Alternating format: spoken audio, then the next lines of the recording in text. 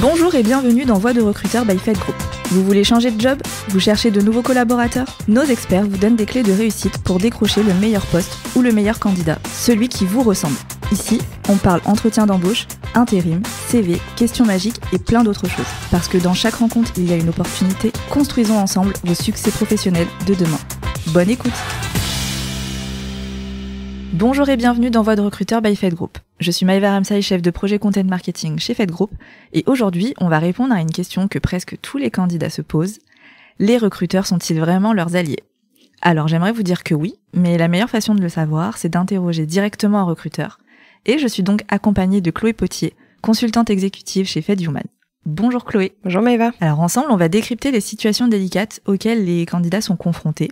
Et sans langue de bois, Chloé nous dévoilera ses conseils pour que vous puissiez mieux les gérer et les transformer en opportunités. Alors, pour commencer, on va parler du problème majeur que rencontrent les candidats, le fameux ghosting des recruteurs. Généralement, ils passent un entretien et puis plus rien. Alors, qu'est-ce que tu peux me dire sur ça, Chloé? C'est un vaste sujet, le ghosting, mais déjà, je pense que ce qui est important de faire, c'est de définir quel est le timing d'un ghosting. Pour certains, ce sera au bout d'une semaine, d'autres plus. De mon point de vue, en tout cas, je pense qu'à partir de 15 jours sans retour du recruteur, on peut considérer ça comme du ghosting. Ok. Et alors, qu'est-ce qui l'engendre, ce ghosting? Il y a une raison particulière? Je sais pas s'il y a une raison particulière au ghosting, mais en tout cas, ce que je sais et d'expérience, c'est que certains recruteurs ne prennent tout simplement pas le temps de faire un retour parce qu'ils ont un nombre de candidatures assez énorme. Les causes possibles, j'imagine que ça peut être une surcharge, mais ça doit pas quand même être la raison pour laquelle ils font pas de retour. Des process qui sont mal organisés et des décisions en attente. On peut le voir au sein de certains groupes, les opérationnels et les RH qui arrivent pas à se mettre d'accord, ou alors tout simplement un budget en attente. Enfin voilà, ça peut être plein de raisons, vraiment. D'accord. Après, je pense que si le candidat fait partie d'une shortlist, c'est quand même important de lui donner un peu de visibilité, même si on n'a pas la réponse à l'instant T, lui dire voilà, on est en réflexion, lui dire que le process il est toujours en cours, mais au moins voilà, de lui donner de la visibilité et de lui dire bon bah voilà, on n'est pas en capacité de vous donner un retour maintenant, mais ce sera fait d'ici tant de jours. Et au moins le tenir quand même informé. La moindre des choses. Alors effectivement, là comme tu me l'as dit, il y a quand même plusieurs causes à ce silence. Qu'est-ce que tu peux conseiller aux candidats face à cette situation? Déjà, je pense que ce qui est important, c'est de pas le prendre personnellement, parce que comme je le disais en amont, c'est souvent lié à l'organisation en interne et pas aux compétences. Ce que je peux leur donner comme conseil, c'est de relancer après 7 à 10 jours. On envoie un petit mail, on envoie un petit message, ou tout simplement on passe un coup de téléphone. Toujours un message court, professionnel, juste pour avoir un petit peu de visibilité.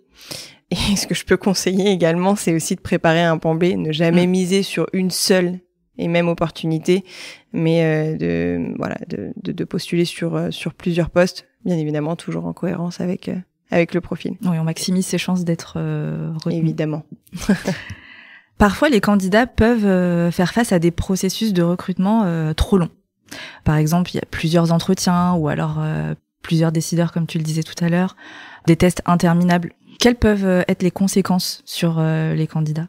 Alors, du point de vue du candidat, les conséquences, ça peut être tout simplement de la démotivation dans un premier temps, et puis de la perte d'intérêt pour le poste. Évidemment, plus le process dure, plus le candidat va douter, et moins il va montrer d'intérêt pour le poste. Et puis, si il a d'autres process en cours, bien évidemment, il va faire un focus sur les personnes qui lui répondent et qui le fait avancer sur le process, quoi. Mais alors, je pense que c'est important de parler du risque pour le candidat, mais aussi du côté de l'entreprise. Bien sûr. À prendre trop de temps sur un process, bien évidemment, ils vont perdre des talents. Ça, c'est une certitude. Oui, le risque, en fait, est quand même grand, que ce soit du côté des candidats, mais les entreprises aussi, s'ils ont trouvé un profil qui leur correspond. Exactement. Vaut mieux aller vite dans le process. Qu'est-ce que tu conseilles aux candidats face à ces processus plutôt longs? Est-ce qu'il y a un moyen de gagner un peu de temps? Ce que je leur conseille, c'est déjà dans un premier temps, ne pas hésiter à demander au recruteur dès le premier entretien quelle va être la suite du process. demander le nombre d'étapes, le nombre de personnes qu'ils vont rencontrer, s'il y a des tests qui vont être effectués. Et déjà, ça donne une bonne indication sur le délai, tout simplement. Après, il n'est pas forcément toujours respecté, bien évidemment, mais voilà, ça peut déjà être une première chose. Ce qui serait aussi intéressant de faire, c'est toujours de garder le contact avec le recruteur pour montrer son intérêt, mais sans être trop insistant non plus. Il faut vraiment faire attention à pas être too much. On relance pas le recruteur tous les jours. Oui. Bon, alors, entendu. En parlant de contact avec le recruteur, aussi, on entend souvent qu'après un entretien, c'est plus de son, plus d'image. Ou alors, si retour il y a, ça peut être des retours assez vagues, ou alors des phrases du type vous n'êtes pas retenu, bonne continuation. Qu'est-ce qui vaut cette communication parfois maladroite ? Je crois que j'ai pas de réelle explication à donner pour ceux qui font pas. Pour ma part, j'essaye toujours de faire un retour à mes candidats. On sait à quel point ça peut être hyper frustrant de la part d'un candidat de pas avoir de retour. Et puis aussi, c'est souvent marqué par un manque de compréhension. Et surtout, en fait, ce qu'ils attendent, eux, ce qu'ils veulent, c'est d'avoir un retour pour pouvoir progresser et puis améliorer potentiellement les futurs entretiens qui vont passer, quoi. T'as peut-être une autre raison, ou alors toi, de ce que tu vois dans ton quotidien, par exemple, si un client te fait un retour en te disant ok, je veux celui-ci et pas l'autre. Est-ce qu'il y a Ouais, effectivement. Alors nous, pour vous donner un petit peu de contexte, nous, on est des consultants en recrutement. Donc, quand le client nous dit, effectivement, je préfère un tel plutôt qu'un tel, et ils étaient à compétences égales, c'est juste qu'il y a eu un fit un peu plus important avec l'un d'entre eux. Nous, derrière, on fait le retour en candidat, mais on n'a pas vraiment de matière. Simplement dire, écoutez, vous aviez les compétences, mais il y a eu un fit plus important. Donc là, effectivement, le retour, il est pas vraiment constructif. Mais on n'a pas vraiment le choix, quoi. Oui. Puis là, ça reste, pour le coup, subjectif. Donc c'est vrai que derrière, vous avez pas de réel fait à donner au candidat. Exact. Okay. Bon, c'est pas toujours comme ça, bien évidemment. Sûr. Donc là, on a abordé ce point-là, mais parfois, c'est complètement en silence radio de la part des recruteurs. Comment les candidats peuvent essayer d'avoir ce fameux feedback ? Je pense qu'il y a une réponse à ça, c'est juste oser le demander, contacter en direct le recruteur pour lui demander vraiment un retour précis. Bien évidemment, ça c'est dans le cas où il vous répond, ouais. Mais toujours lui demander quels ont été les points positifs, donc les choses à garder, et potentiellement aussi les axes d'amélioration. Toujours demander si le recruteur a un conseil pour améliorer les entretiens futurs.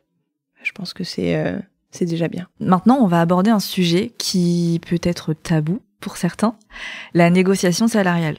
Généralement, on a plusieurs teams, ceux qui ont peur de trop demander, ceux qui demandent beaucoup trop, et puis ceux qui simplement ne demandent pas assez. Donc, quels sont tes conseils pour réussir cette négo et surtout faire du recruteur son meilleur allié dans cette demande ? Alors, je pense que ce qui est important, c'est se préparer dans un premier temps avec des chiffres qui sont concrets. Aujourd'hui, on a accès à l'information assez facilement. On a les baromètres sociaux, des études de marché, on a aussi Glassdoor. Alors, je sais que par exemple chez Fed, on sort des études de rémunération tous les ans. Donc se fier déjà à ça, aux grilles. Demander aussi autour de soi, sur des postes qui ressemblent aux vôtres, combien vous êtes payé. Ça coûte rien et c'est toujours intéressant de le savoir. En tout cas, moi, une chose est sûre, c'est que ce qu'il faut faire, c'est bien se préparer avec une fourchette de rémunération, un minimum, un maximum. Et surtout, ce qui est important de rappeler aux candidats, c'est que cette partie-là, elle est complètement normale. La négociation, ça fait partie du process et elle est toujours attendue. Donc, ne soyez jamais surpris qu'on vous pose la question parce que ça fait partie des sujets qu'on va aborder pendant l'entretien, quoi. Oui, ne soyez pas surpris, ne soyez pas gênés, c'est normal d'en parler. Complètement. On entend aussi que beaucoup de candidats se plaignent du manque de transparence lors des processus de recrutement. Par exemple, des descriptions de postes qui peuvent être assez floues, ou alors des avantages non précisés, ou carrément des changements de critères en cours de process. Pourquoi autant de mystères ? Pourquoi autant de changements ? Alors, Je pense pas que ce soit réellement un mystère. Effectivement, je pense qu'on peut parler de changement. Et il y a plusieurs explications à ça. Ça peut très bien être une création de poste. Voilà. Donc on a créé le poste, mais on n'a pas toutes les informations, tous les contours. Et je pense que voilà, ça peut être, ils peuvent toujours être en réflexion sur le sujet. Donc ça peut être une première explication, parce que c'est jamais évident de créer un poste. Et l'autre raison qui peut être aussi une explication, c'est le manque d'organisation de la société ou une réorganisation en cours et on n'a pas encore trop de visibilité ou tout simplement de la visibilité sur ce qu'on recherche, quoi. Ok. Et alors les candidats font comment pour réagir face à tous ces changements? Parce que ça peut être un peu déroutant. Oui, j'imagine. Je pense que la première chose à faire, c'est poser des questions précises en entretien sur les missions réelles, la culture d'entreprise, les évolutions possibles. Voilà. Juste poser des questions, ne pas hésiter à demander et pas rester dans l'incompréhension. Bien, alors on va aborder un dernier problème que peuvent rencontrer les candidats, notamment pendant un entretien, ce sont les signaux du recruteur. Certains candidats ont souvent du mal à savoir si le recruteur est réellement intéressé par leur profil ou s'il a des doutes. Parfois, il y a des signaux non-verbaux aussi qui peuvent apparaître pendant l'entretien. Comment les candidats peuvent faire pour on peut dire décrypter? Je pense que c'est une question qui est intéressante, mais je pense que observer les signes, c'est pas forcément représentatif. Vous pouvez très bien avoir un entretien avec une personne en face de vous qui est relativement fermée, qui pose des questions hyper factuelles, où il y a un échange qui est relativement froid, et vous allez avoir un retour qui va être super. Et vous pouvez très bien avoir quelqu'un en face de vous qui est hyper jovial, avec le sourire, où il y a quelque chose qui s'installe entre le recruteur et vous, et pour autant derrière on va pas donner suite. Donc je pense que, alors je sais pas si je suis la bonne personne pour répondre à cette question, mais en tout cas je trouve que c'est pas toujours très représentatif. Et donc du coup il faut pas ressortir de l'entretien en se disant il s'est passé ça, il a dit ça, il a dit ça. Bon, je pense que c'est plus se faire des nœuds au cerveau qu'autre chose, que d'aller essayer de voir si le recruteur a fait telle ou telle chose. Bon. Je pense que c'est pas forcément très représentatif.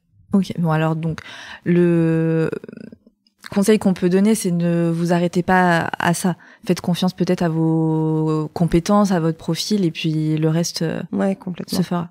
Très bien, alors l'épisode touche à sa fin. Est-ce que tu as un dernier conseil à donner à nos candidats pour qu'ils vivent mieux leur relation avec les recruteurs? Je pense que j'ai 2 conseils à leur donner. C'est déjà changer de posture. Et quand je dis changer de posture, je m'explique sur le sujet.